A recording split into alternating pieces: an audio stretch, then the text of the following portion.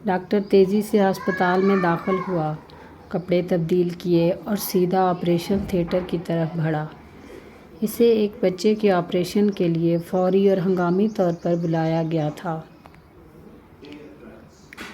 ہسپتال میں موجود بچے کا باپ ڈاکٹر کو آتا دیکھ کر چلایا، اتنی دیر لگا دی ہے، تمہیں پتہ نہیں میرا بیٹا کتنی سخت اذیت میں ہے، زندگی اور موت کی کشمکش میں ہے، تم لوگوں میں کوئی احساس ذمہ داری نہیں ہے۔ مجھے افسوس ہے میں ہسپتال میں نہیں تھا۔ جیسے ہی مجھے کال ملی میں جتنی جلدی آ سکتا تھا آیا ہوں، ڈاکٹر نے مسکرا کر جواب دیا۔ اب میں چاہوں گا کہ آپ سکون سے بیٹھیے تاکہ میں اپنا کام شروع کر سکوں۔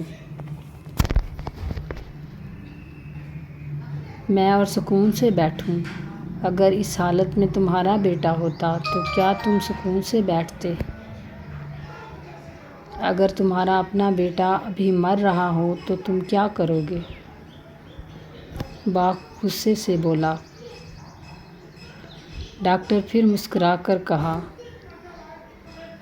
ہماری مقدس کتاب کہتی ہے کہ ہم مٹی سے بنے ہیں اور ایک دن ہم سب کو مٹی میں جانا ہے۔ اللہ بہت بڑا ہے اور غفور الرحیم ہے۔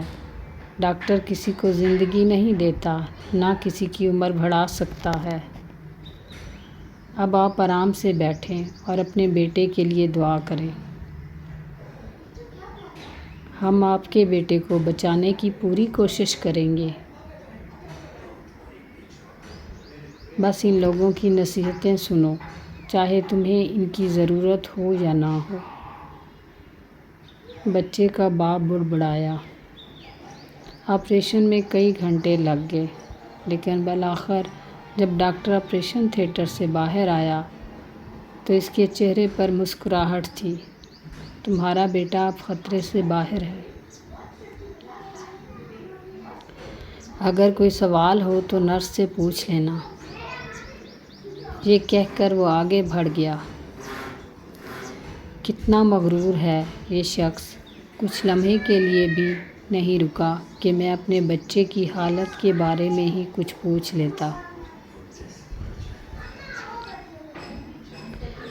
بچے کے باپ نے ڈاکٹر کے جانے کے بعد نرس سے کہا۔ نرس نے روتے ہوئے جواب دیا، اس کا بیٹا کل ایک ٹریفک حادثے کا شکار ہو گیا تھا۔ جب ہم نے اسے آپ کے بیٹے کے لیے کال کی تھی تو وہ اس کی تدفین کر رہا تھا، اور اب جب کہ اس نے آپ کے بیٹے کی جان بچا لی ہے، دوبارہ تدفین کو مکمل کرنے گیا ہے۔ کبھی کسی پر بے جا تنقید نہ کرو، کیونکہ تم نہیں جانتے کہ دوسرے کی زندگی کیسی ہے، وہ کن کن مشکلات میں مبتلا ہے۔